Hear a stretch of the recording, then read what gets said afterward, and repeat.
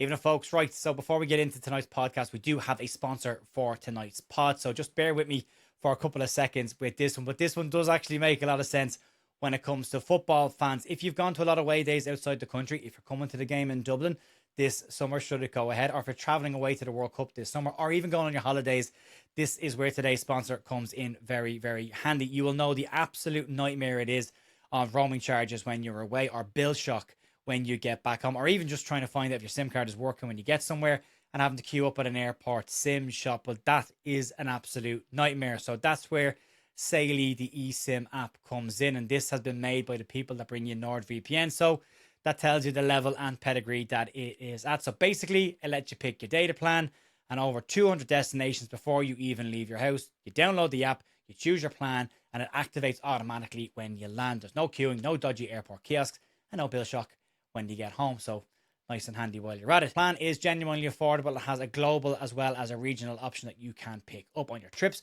And then you even get a Saily Ultra tier if you are someone who travels an awful lot. My wife is constantly in the US with her job, and this is an absolute godsend for her. I've traveled a huge amount to the US, and I've had issues even when my SIM cards didn't always work perfectly, and the fear of having to use your SIM card while you're away and the charges you're likely to get. So you find yourself jumping between Wi-Fi hotspots to try and use your WhatsApp. But this is an absolute game changer when you get to that. So if you are away on holidays this summer, if you are going to the World Cup, this comes in massively handy. You can download the Saily app from your store, or if you're watching on YouTube, just scan the QR code that's on screen right now. Use the code Leeds View in your checkout and you will get 15% off your first purchase. The link is in the description too, and I'll stick it as a pinned comment as well. Right, let's get stuck into tonight's podcast.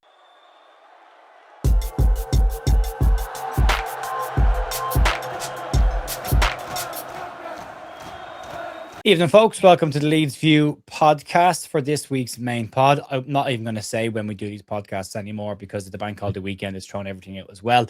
But we're here with Gerry and Paul to have a chat about the FA Cup game, all the drama that was wrapped around it, and look ahead to the weekend's action against Manchester United. The second video from the content creators around predicting their run-ins will go out for Thursday's podcast this week, so keep an eye out for that. It was supposed to go out on Saturday, but just it's been a nuts week. I got involved with launching a football club in Ireland. If you're not sure about that, check out Mead FC. That's my only plug. And also check out OK Jerseys while you're at it as well for 8% off on World Cup shirts for a World Cup summer. TView in your checkout. And that's a hell of a segue. But let's segue into some football chat now and chat to the lads. I've got Gerry and Paul and me. Gerry, I want to start with you because I want to get your feelings and how you are. And I also want to talk to you, get your stadium rant out of your system tonight about West Ham's bowl. I didn't make it this week because I was poorly. I've been poorly all week, so I had to watch it on TV. Jesus, TNT, Darren Fletcher McCoy, shut up. Nobody's interested in what pie you had. Nobody's interested. Yes, Danny Dyer's there. Danny Dyer every 2 minutes. Danny Dyer's at the game. We don't care. He's a fake hard man. He is a fake man. Cockney spiv. He's all right, I suppose. But back to your caravan park on Sky, Danny. That's where you need to be. I mean, all the other stuff went on. Foot head height doesn't. That's not a foul. Nemetcha booking when you don't touch anybody. Perry could have sliding doors. Could have been the villain. Was the hero. Tanaka, what a man. Loved everything he did. DCL. What balls to go and take a penalty, take 2 penalties after you're missing that one. Brendan didn't get broken and he was taken out, won the penalty. Chelsea can't wait. Stack should have been a penalty. Did you see his ankle? Rodon, all the back four got at least 2 head injuries. Rodon, we hope's okay. Willie needs more game time. Penalties. They wanted the story. They wanted the young artful dodger, little Pratt coming on to be the save. We could feel it. One of the Roy of the Rovers, and he was, we just missed that by that much. You missed it, and I was glad because he just looked like someone you'd want to not let into the nightclub, isn't he? Because he's too young. Penalties, Pascal. My other half thinks her input is DCL. He's got lovely legs, and I think we'd all agree. Pascal's gorgeous. I think we'd all agree. 11 minutes injury time. Penalty shootouts. 1987, I remember it. David Rennie scores, gives us the lead. I remember 77 crying when Man United caught us cold, 2-0, we froze, and 11 minutes injury time, don't know where it came from. Why does the safety officer say we can't take penalties in front of the Leeds? What are we going to do? We're going to run on the pitch. Take a half an hour to get across on that pitch. I've been in that stadium too many times. It is the worst stadium. It's a tax break for West Ham, allegedly. They got it for free, and I bet you they wish they could give it back. Fans, if you leave, doesn't matter who you're West Ham, if you leave before the end of the whistle, you deserve everything you get. I have no respect for it. How can you leave a game in the balance? I've stayed at Man City 7-0 down. And but yeah, what a great weekend that was, wasn't it? It's good. But the thing that really was worried about was it was Souček coming on at halftime. Yeah. Penalty 2-0. Czech Republic. Czech Republic, Souček coming on at halftime, 2-0 penalty shootout. I was really scared. But Stats Dalton told me today, I asked him, that's 19 penalty shootouts we've been involved in, 10-9 were ahead. First time we've had 3 in one season. And it's amazing how far back the first one was. I don't know if you know when the first one was, the first penalty shoot. I thought Charity Shield 74, but apparently 72-73 against Hibs in the Cup Winners' Cup. And but we have to give praise to the whole team. Daniel Farke for his not saying anything but saying everything about what he thought about stuff. I thought it was brilliant. I can't say anything about this, but what the hell's going on? I'm not going to say. This was the classic Leeds. Oh, we blew it again. Bad luck. Yeah. We didn't. We're going to Wembley. Semi-final against brittle Chelsea. Why not? I booked me parking and everything, even though I don't know which day it is. And these are nice times. These are good times. So that's. Can I just say before I forget? One of my friends, Lynn, I don't know if you remember Lynn, who goes to the football, sits at the table. Yeah. Lynn's been very poorly recently. Lynn Nichols. And she's been in hospital the last week. And just say, Lynn, come on. She listens to this. And get well come on, Lynn. I'll get well soon, Lynn. See you soon, Lynn. And we'll see you back at Ellen Road. And before I forget, and we're going to... Lynn always tells me her first cup final was 1965. So against Liverpool, so that's proper supporters, and she wouldn't leave before the end. I can tell you that. No. Much. Anyway, that's my quick summary of everything. Okay, folks, thanks for joining us this week on the Leeds View podcast. We're back next week for another. That is probably the best 2 minutes of any podcast we've done since we started. Incredible. That was incredible. Standing work, Gerry. Thank you so much. It's just vitriol that's coming out of me pores the last couple of days. And that punch bag behind me, that took it all on Sunday. That punch bag, there we go. I got an email from a very nice man. I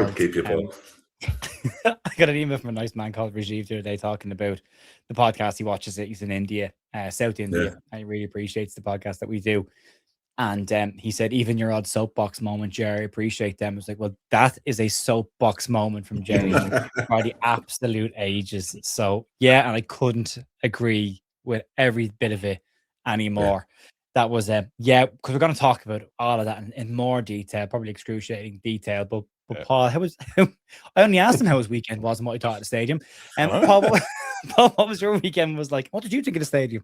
The stadium is you sold your soul for a soulless bowl. That's all. It's horrific. It's so bad in terms of where people sit, how they experience the game, how they enjoy it. It just, the Leeds fans. Again, the Leeds fans absolutely brilliant. I watched Lewis Dayton's video.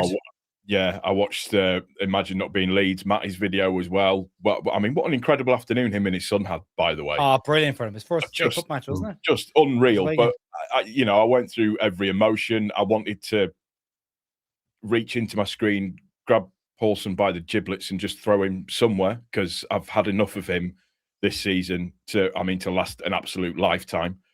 I still don't know what rules are in football anymore. No. I know we won the game, but I still don't know what the rules are in football anymore. When I do my videos, I do a little thing where I do like an AI splice up of little shorts and then I put them onto TikTok. And a West Ham fan commented on the video because I called him Killerman on purpose, by the way. Oh, so it was just talking about and talking about the high boot side of stuff as well, and because that came at the end of the short. And the guy went, "You need to learn the rules. There was no contact made, and your player didn't go down." And I just went, "Wrong. Law 12, just for anybody that would like to know, Law 12 states that a foot that is at head height that can put somebody in danger, so it doesn't need to make any contact. It just needs to put the person in danger. It should be a foul. 100%. Doesn't need to make contact. It should be a foul." Yeah, I mean, I think Keith Hackett said it as well. Yep. That he believes the goal should not have been given because a foot of that height is endangering the safety of an opposition player. That's Pascal Struijk is 6'4" and was off the ground. And was off the ground. I mean, there is an AI version of the thing that's gone round as well, where the foot's just peeking over the shoulder, which isn't quite right. But it was here. It was here. But it's but as the weekend goes, I think that is the Leedsiest way to get to a semi-final. Job done. Leicester to Eve. I tell you what, us and Southampton could do an absolutely hilarious thing. You know, they are desperate to have a Chelsea-Man City final. They're absolutely desperate to have a Chelsea-Man City final, and you're not going to convince me otherwise. Although I will say the Octopus that has said that basically says who's going to be in the final has said that it will be a Leeds Man City final. So he selected it. So we're going to the final. People, book your tickets and your hotel room. The copium episode was last week. Oh, sorry. We're not doing superstition, magpies, and zebra crossings and octopuses this week. It'll be over 8 legs, though, wouldn't it? Yeah. Hey, he's there. Here it is. Yeah. But yeah, I just stressed as you couldn't believe as the first one went in. I knew the second one was going in. Yeah. And then it was just like, you know, the fact that they had 2 goals disallowed as well for being offside. Thank you. And also as well, the very, very prophetic nature of, I don't like to talk about it loads and loads, but the very, very prophetic nature of us scoring our first goal on the 26th minute, which I think just a very, very poignant thing and fantastic. Yeah. That it happened the way that it did. And what a brilliant goal the first goal was as well. And Mr. Tanaka with his feet, stunning. I don't care that it was deflected. Absolutely stunning, because I'm just going to say that he meant to do that. I want to just point out on that goal, there is a lovely 1-2 between Joe Rodon and Anton Stach on the right-hand side. It then goes into Tanaka, slap bang in the middle of the pitch. He opens the play up, and then he just puts the afterburners on and heads for the penalty area. And what a first-time cross from Noah Okafor as well, straight into his feet. And then just a wonderful team goal. Like I always talk about Leeds not always having patterns of play that you can see, because we're so used to seeing those patterns under Bielsa. But that was a pattern of play all day long. And it shows you what Tanaka brings to this Leeds side and why Leeds have to use him, specifically in the games where we need to get goals. Because we have had a goal drought in the Premier League. That's playing against the Premier League side, who we will play again.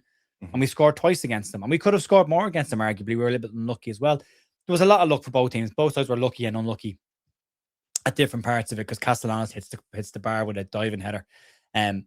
Then they get the goal that should have been ruled out. And it's interesting because Mark Clattenburg, for all of his nonsense that he spews out online when he does decide to talk about things and isn't doing the gladiators, he said that Gabby Goodwinson should have been sent off for a reckless challenge when every other ref, including the board, the independent panel, who said there was no contact and shouldn't have been the yellow card, he reckoned that Anton Stach should have been given the penalty for the foul by Max Kilman, despite the fact that the VAR said it was a natural coming together.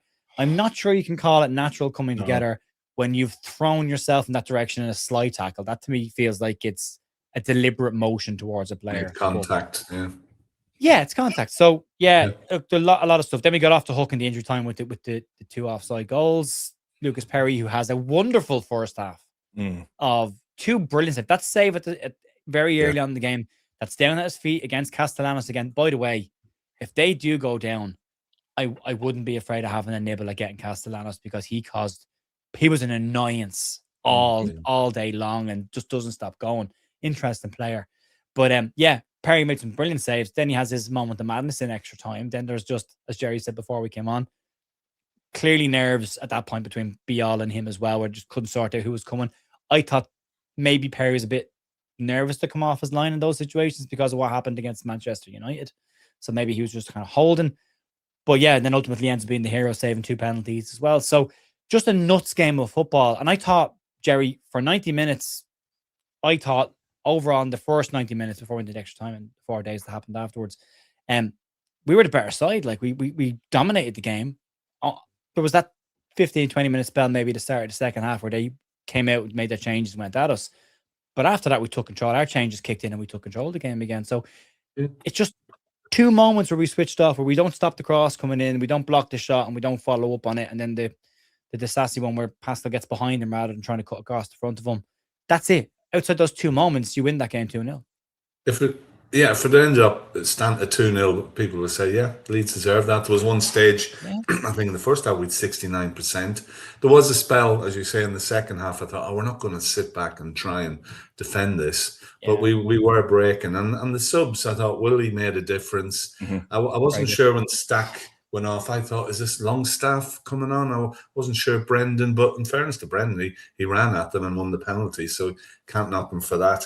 And we were always dangerous. And I suppose the 11 minutes goes up, and we've all thoughts on that, but they did score in the 93rd and 96th minutes. So I suppose in that sense, and sometimes in sport and football and everything, when a goal comes back, it's psychological as well. You know, you can feel the momentum there. They get the ball, and we're going to go for this. And you wouldn't have put it past them to get a third goal, just the way it was flowing at that stage. I was glad to get to extra time, and even for extra time. Usually, which is a non-event. I mean, the first 3 minutes was mad. We had one clear. I can't remember most of this. I think we had one cleared off the line, didn't we? And there was a suit check or something. I thought handball, but it wasn't. And the two mad offside goals. And it was a great one for the neutral. It was a mad semi-final or quarter-final, and. You know, the gods were looking on us, and we got through those, because we go 3-2 down and that, and it's game over. They had the momentum, and it's funny how your legs get tired when you just conceded two late goals, and how the other team have got momentum. So we did enough, and I think Alf Ramsey. I always remember that quote when England. I don't remember the World Cup, but when Germany scored the last minute, he says, "You've won it once, now go out and win it again." And I think that's probably the message that got to Leeds. And, you know, we had chances. I mean, Willie, that little flick goes past the post, 3-0, game over. Yeah. Forget about that. I'm just remembering some of these things now, and some of the saves as well. So I think overall we probably deserved it, but I'm still remembering stuff that I've forgotten about. Because when you consider the last game we spoke about Brentford, nothing happened. This had so everything and more. So much, everything and more. And I think me and Paul were communicating during the game and just screaming into the phone, and I was using the punch bag and everything else, and it was just a bit mad. It was just all a bit mad, and I'm just about to come down now, and I just want to be singing "Abide with Me" at Wembley. I've always wanted to do that. Yeah, sing "Abide with Me," and I always found that one of the bits in the cup final. I want to be there for that. Yeah, that'd be great. Yeah. Yeah, well, fingers crossed. We've got a busy week now because of it. We've got Wolves. Then we got Bournemouth midweek now, has been moved to 22nd. Then we have Chelsea in the FA Cup. So we've got 3 games in 8 days, Paul. And then you got Burnley coming out the far end of that as well, which they're the 3. The Burnley, we talked about it all year. Not all year, since the turn of the year. We've talked about Burnley, Wolves, Bournemouth. They're the 3, 7 points, you're safe. They're the 3. When you look at that performance, though, Paul, again, I'm gonna, don't take any offense to this, people who are listening and watching. I'm gonna ignore the 2 goals for just a minute, because again, I just think they're just 2 moments where we switch off. But given the performances the Leeds have put in over the last couple of weeks, they've been very good defensively, but not very exciting going forward. That was a hell of a performance from Leeds tonight. I know Tanaka was a huge part of that, but they really went for it in that game as well. And it was, again, outside that little 20-minute spell, but every side has 20 minutes in the game, no matter how bad they are. You've got to bounce out of that with that. And the fact that you nearly lost it, you pulled it back, and then you win in penalties, and it's such a euphoric moment to win that way as well. That's got to be on your back now coming into the Manchester United game at the weekend and going, yeah, we can go and do something here. And I've just a niggly, I always do this, I know, but I've a little niggly feeling that we'll nick a point away at them, because they'll play the way we want them to play. They won't sit back. But that has to be something we take out of that game, outside of just getting to the semi-final, that there's now momentum a little bit, and there should be confidence that they can get the job done. Yeah, I think it's almost the perfect way to win a game, isn't it? When you think about it, because you've had the low of, oh God, we've ruined it, to then all of a sudden, wow, look at what we've done. The first time in 37, 38 years, we're going to Wembley. We're gonna, we get to enjoy it. We get to get involved with, this is historic for the club, for the manager, for the players. DCL said it on his interview on TNT. I've not played at Wembley before. Pascal as well. So just for some players, it's going to be, they should be, in my humble opinion, they should be riding a bit of a crest of the wave with this. And what I will also say as well is that they don't shirk it when time gets tough. I know a lot of people online were questioning, oh, there isn't a leader on the pitch, there isn't a this on the pitch, there isn't a that on the pitch. But I would argue against that and say that, you've got a core of players in there that will absolutely 100% drag themselves through. And if not doing it for the manager, then at the very, very least doing it for the badge, which is the important. I mean, these guys now have an absolute opportunity to write themselves into Leeds United folklore. Mm-hmm. And that should move them forwards into the next game. I mean, I watched the game, watched us playing, and bearing in mind that, we were playing in London, and regardless of what West Ham say, because they were fuming with their lineup about, oh, it's our second string side and da-da-da-da-da. It's like, well, yeah. Was it? We were without Darlow. We were without Gabby. Stack had to go off injured halfway through the first half. Rodon had to go off as well. Pleased that he went off rather than trying to be a hero, by the way. Rodon had to go off as well. DCL didn't come on until later on in the game. Aronson didn't come on until later on in the game, who would normally be our starter. So if you want to talk about changes, both sides made changes in that game. And we just adapted to it better. We just absolutely adapted to it better. And I always ask the same thing, that when a player comes on that they have not played, that they take their opportunity, but grab it with both hands and make a case for themselves. And Tanaka has absolutely made a case for himself. It's also not a coincidence, though, that we said this a couple of weeks ago. Tanaka's a better player when he's got games behind him. The more he plays, the better he gets. And he's just coming out the back of playing the matches for Japan, and then come straight into, and they're both like local enough. So local, both in England and Britain, both in Britain. And he comes straight back in, and he shows that kind of performance for Leeds. But Gerry, like, Leeds are going to have to approach these games a little bit different the next few weeks. Maybe not Manchester United. Like, I can see him sticking Ilya Groove in the middle of the park against Manchester United, to try and just, hold. And I thought again, when he brought Gruev on at the weekend to do a job when the injuries started happening, not just him, but the rest of the changes along with him worked quite well and got Leeds back in the game. We had to take it over again.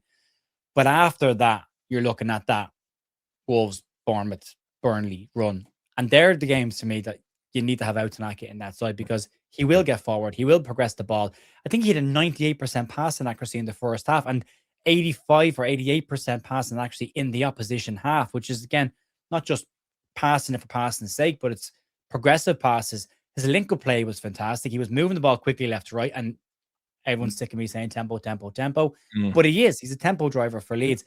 He has to go in there, especially on the back of this now. Daniel Farke has got to start rewarding the players that have come in for performances with starts, because Willie Nanto's been doing it for months and not got that start. Well, I think these players that come in, they're not just bit part reserve players. They've got a contribution, and especially this time of the season, Tanaka, you've said it all about him, the way he played. He was excellent. I thought we lost a bit momentum when he did go off. I was a bit disappointed, but games under his belt and everything else. Okafor, for 60 minutes, he can torment teams, and he's significant. And Gruev's there. Longstaff, we keep mentioning Longstaff, hardly being used, and he's a significant, experienced player. These players are all there to drive us now. If we can, hopefully Stack's not out for too long. I heard ligaments was not good. Joe Rodon, who knows? One thing I forgot, Bornau could have had that shot from outside the box. Oh, what a hit. That would have made my season. I would have just loved that. Dolph Lachlan scoring scoring the goal worthy away. I got very giddy at that moment because I was enjoying the game at that point. I'm not allowed to enjoy. The second he took it out of his feet, I shouted at him, "Go on, Barnell, smack it!" And he just. We know he hasn't got the pace and stuff, but he comes in and he does a job. And these players, you look at our bench is strong. We're not mentioning Dan James either. Whenever he's fit, and he can come on the tournament side. And when you're getting into a spell of games like this, these are the important players. DCL, getting a goal, momentum, streaks, strikers. He's such confidence in himself, self-confidence, which is brilliant. When you see him interviewed and everything, he's fantastic. And as we said, the balls to go out and take a penalty after having a bad miss like that. And these players will all be significant going into these games. I think we don't think of the cup week or do we save players. We just go full throttle into that Wolves game, full throttle into that Bournemouth game, and see what comes out. And we go into the Sunday. If you're a professional player and you're playing at Wembley in an FA Cup semi-final, you don't need motivation, and your legs won't be that tired. And we got to use this whole squad, because at times in the last few games we've been relying on the same setup, which gone a bit stale. But Tanaka for me could be the significant one who. Give him the space, give him the time, give him the confidence that he's starting. And it'd be interesting to see, as you say, at Old Trafford, then he might go for the reliable formation. I would not be surprised. But at the home games, Wolves, Burnley, I think we got to go for it, because we've been lacking that creativity. And will he just? I think we might have said this, Paul. He looks short of just a bit cobwebby around, but give him the time in games. Willie will torment you as well. Yeah. He's got that tenacity, and when you run on him, he's bouncing along, and you think, oh no. So we got players on the bench now who can change games. We got Buonanotte, but anyway, we got other players who will make a difference. What is the story about it? I don't know. Anyway, I don't think it's penance. When Farkas spoke about him during the week, I actually genuinely thought he might have had a good 2 weeks with the squad now, and he's going to have a crack at this. And then you went, nah. Who knows? Okay. Can you imagine if we won the cup and Buonanotte scored the winner and forever known as Alan Clark after not playing any games? That's what happens. You get heroes. You get heroes that pop up. But they do. I think if we keep everybody fit, and those players Stack, I think, might miss a few, but the rest of them all significant, all got contributions to make.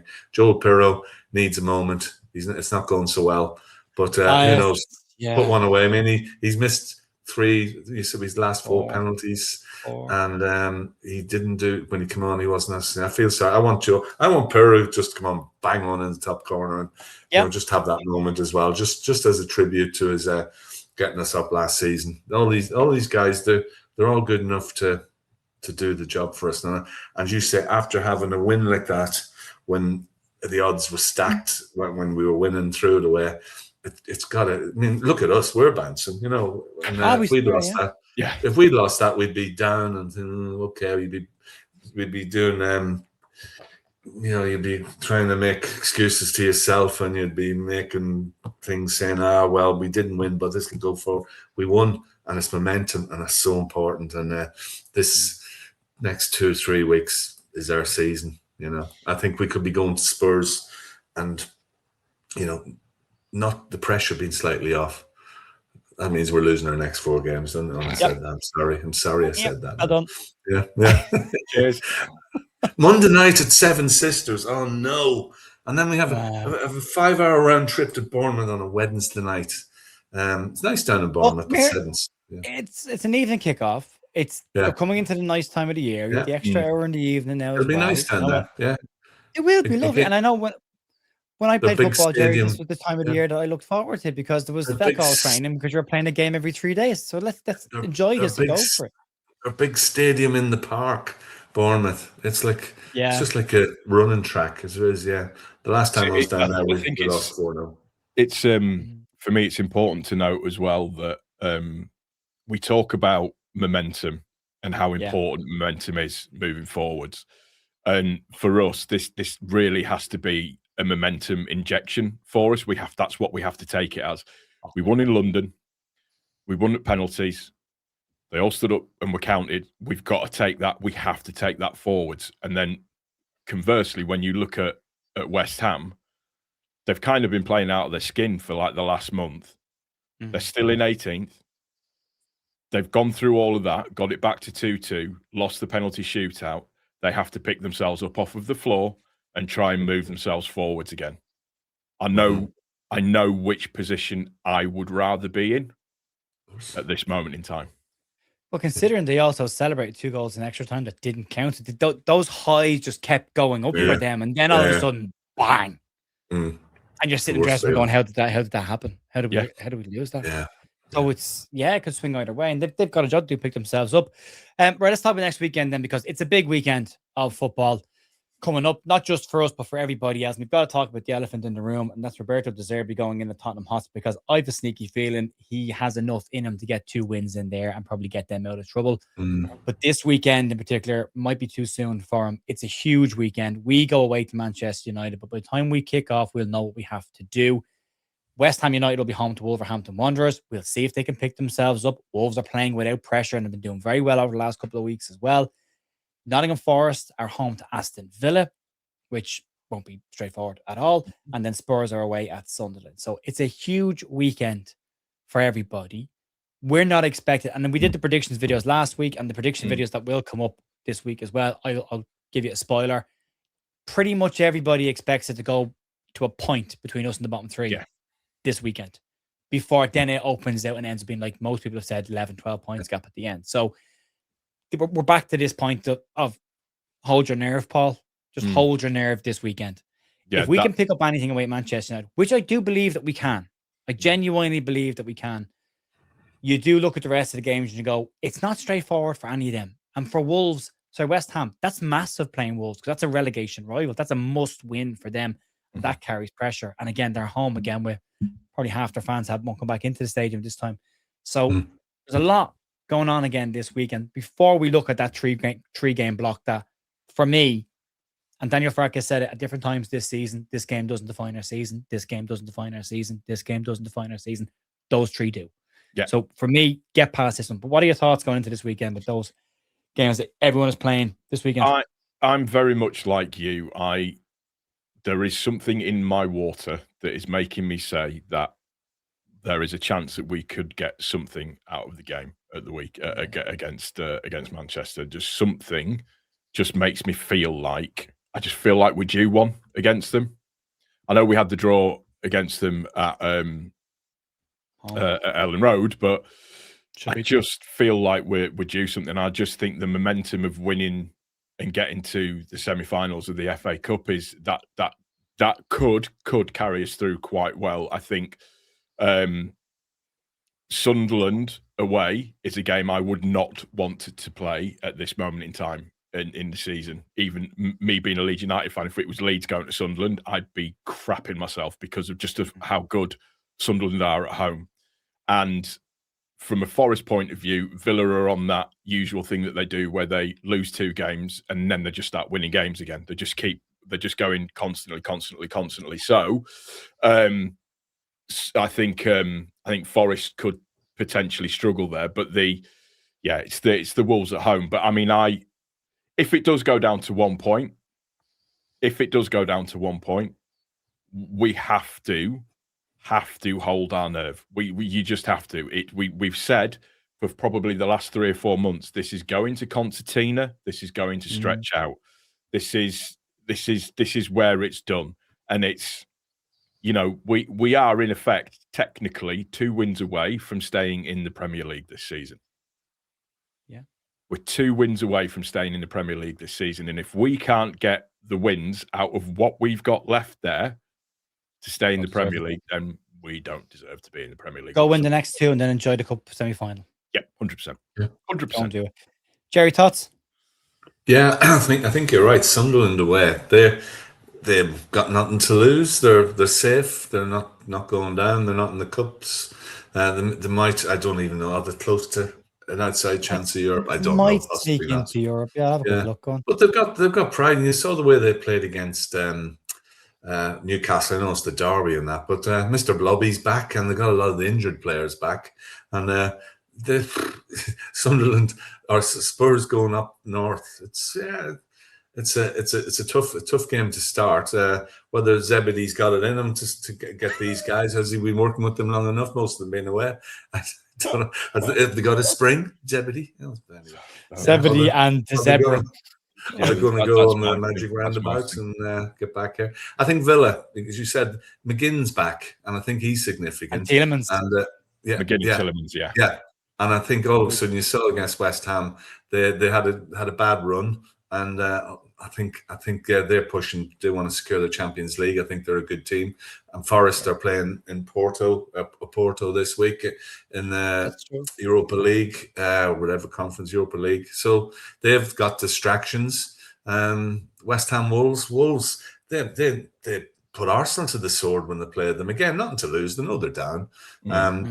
Playing for next season, they've got momentum. They'll be tricky for us in that sense as well, but possibly could. So with an optimistic view, you think Wolves get a draw, Villa win there, and Sunderland win, and we get something at Man United. Pessimist says they all win and we don't, and it's like you say, it's concertina then. So, but at least when we go in Monday night, we could be going in thinking, well, everything's the same, and if we get anything here tonight, it's a bonus.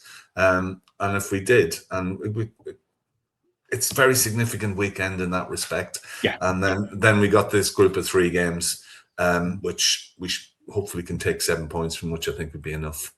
And that's where we're at. We're still very much in this, but I think looking at the team and how we play, and maybe we've had that dip. We scored 2 goals, and bit of a boost to the team. I think we just got to hold our nerve. I don't know. After saying all, I don't know what's going to happen this weekend, but it could go anywhere. But hopefully the right way. Yeah. And that's all we can hope for. And there's chances it will, and chances it won't. Of course there are. Yeah, we'll have to wait and see. I could have just said I don't know at the beginning of all that, couldn't I? You did. You could have. But that would be a really crappy podcast if we'd all just give one more answer. Be over 4 minutes. Just let Gerry have a rant, and then we can just say yes or no for a couple of minutes. Good for a Zebedee joke. Never done. The Zebedee joke. They were all on drugs when they wrote that, weren't they? Did you ever watch the Magic Roundabout? They were apparently there was a lot of LSD involved, allegedly. There was. It was just LSD. Remember, was it the rabbit? I can't. Dylan. He was off his head. He was. Yeah. And Ermin Trude the cow. Anyway. If you're under 40 years of age, you have no idea what we're talking about. I was going to say, Mr. Rusty. He was the other one. Florence. Button Moon's the other one for me. Button Moon used to scare the crap out of me. Loved it. God. Big fan. Button Moon. We follow Mr. Spoon. Robin and Rosie of Cockleshell Bay as well was a big fan. Rhubarb and Custard, they were definitely, even the thing was shaking all the time. Yeah. The intro music was a bit nuts in that as well. Yeah, that was mad, that. I love Rhubarb and Custard. That was, If you're interested to know, by the way, Bournemouth currently are on a 5-game drawing run. They are. Yeah. They have drawn the most games this season in the Premier League, and the side that has drawn the second amount of games in the Premier League this season is Leeds United. So that game, 0-0. Great. There's the point.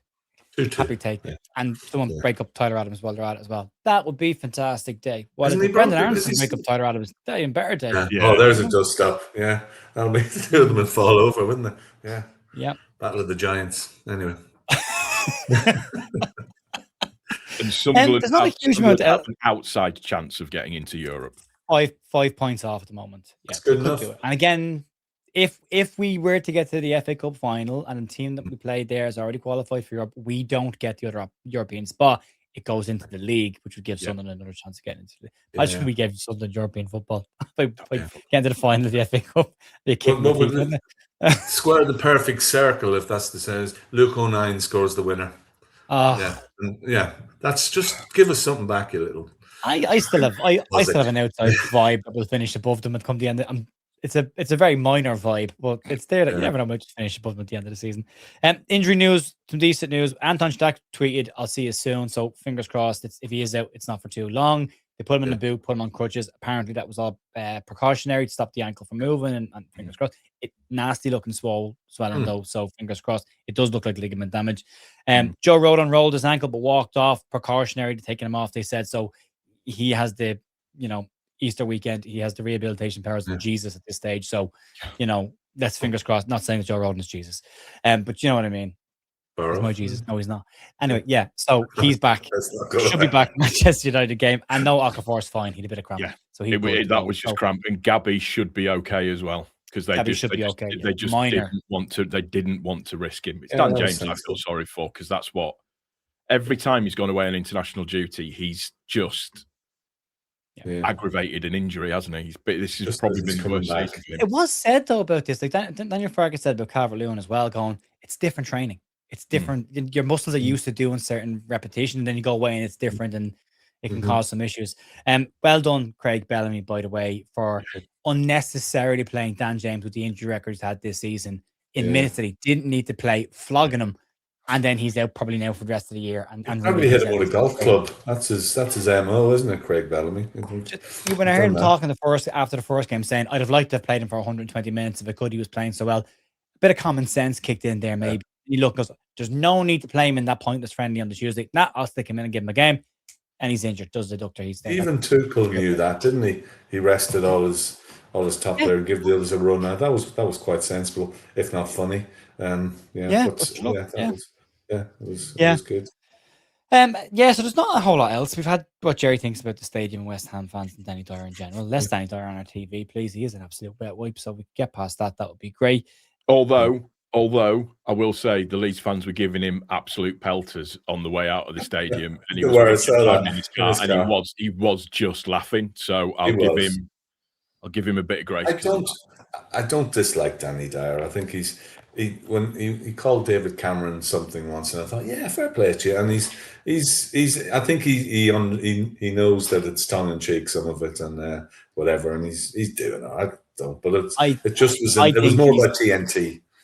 Yeah, I think Danny Dyer, even when he talks to those shows, he's 90% for the camera. I think his act is put on and off all the time. I don't think that is serious. But yeah, I mean, singing songs about your daughter, not the classiest move in the world. Danny, bit weird, but it's all the other West Ham fans.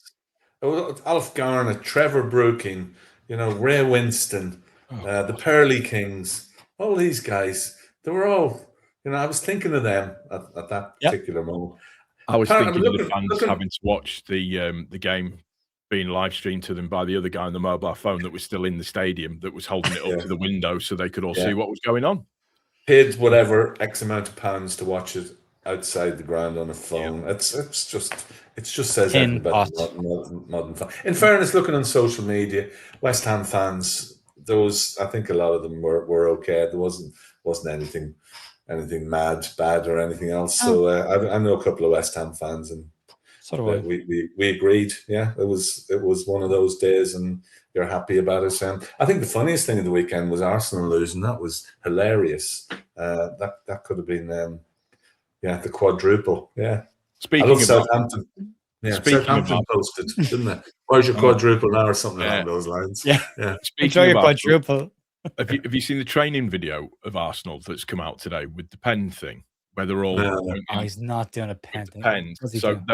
So in between them, they've all got like a pen in between them. So that's like two separate players, and they've got to move around, but keep hold of the pen, and they're in like a circle of 5. Yeah. And they've all got the pens, and he's got them all moving around. I'm just like, This is why I want them not to win the league, because if you win the league, it justifies this bullshit that Mikel Arteta likes. That light bulb just, and I like team bonding stuff because my background in learning and development. I mean, I get it in certain environments, but I look at if somebody walked in the dressing room with a light bulb and started there talking to me, I'd be like, would you ever stop? It's David Brent, isn't it? What are we doing here? Yeah, it's like Rosinia as well. Just some of the stuff. Yeah, you're just ridiculous. Someone needs to nick his glasses and throw them. Yeah, I think that's. I'm going to say, I bet that they're clear lens glasses. There's no actual. Yeah. Of course they are. He hasn't got a prescription. Oh, he has got a prescription. Contacts. I think if Bonanotte is on the bench, he should just run on and grab his glasses, and then he's a hero. Run off. I think that's your job. A hero. Yeah, a hero to not to Leeds fans, but everybody else. Throw it into the Leeds end. Throw them into the Leeds end. That make you a hero. Yeah, but anyway. I mean, having a pen between you, you'd end up bickering, wouldn't you? Bickering. Oh, God. Yeah, that's poor, isn't it? He's done it again. High, it's come down. He's done it again. But right, on that note, folks, we're going Declan Rice would drop it. I know he would. Declan Rice would go and get another pen. He would. I meant to say to you. He'd get another pen. There was a picture of Declan Rice. There was a picture of Declan Rice doing this, celebrating, right? Yeah. And somebody said, here's a picture of Declan Rice lifting all 4 trophies this season. Oh, that was great. Just nothing in between his hands. That made me laugh. Yeah. Somebody put up the West Ham video with Declan Rice going in. Here is a picture of Declan Rice the last time that he won a trophy. Yeah. I think the whole country would it'd be so funny if Arsenal didn't win anything, and that means Man City winning the treble possibly. Although we won't win the cup, but yeah, Man City all of a sudden have a chance at the treble. It's mad, and I think Arsenal could go 12 points clear this weekend, but City have got 2 games in hand. Game against Arsenal, and you just see Pep's done this so many times, and you look at City at the moment, the way they demolished Liverpool, you think, yeah, they're on it now. They're on it. Yeah. So I don't want to ever see Manchester City win trophies again. However, I will make an exception this year because I think it'll be hilarious if they do it. That's the only reason. This could be the greatest season ever. It'll be funny to go to. Arsenal didn't bottle the league in January like they normally do. No, they waited until May. So that would be amazing. Anyway, folks, we will wrap it up there. Please do check out today's sponsor at the start of today's video, and thanks for putting up with that as well. There will be another one of them next week, so that's only for 2 weeks. And please check out OK Gerrys if you can. You can check Paul out at the Leeds Therapy. Details are down below. You can check out this man to my other side, Gerry Mack, on X at GerryMack123, as well as on the Talking Leeds podcast, and that's linked down below as well. You can check out all the details on the lads' channels over there. Thank you very much for joining us. I'll be back in the morning for today's Leeds news. And if you haven't watched the news yet, what are you doing? Go watch the news, and I'll talk to you tomorrow. See ya. Bye.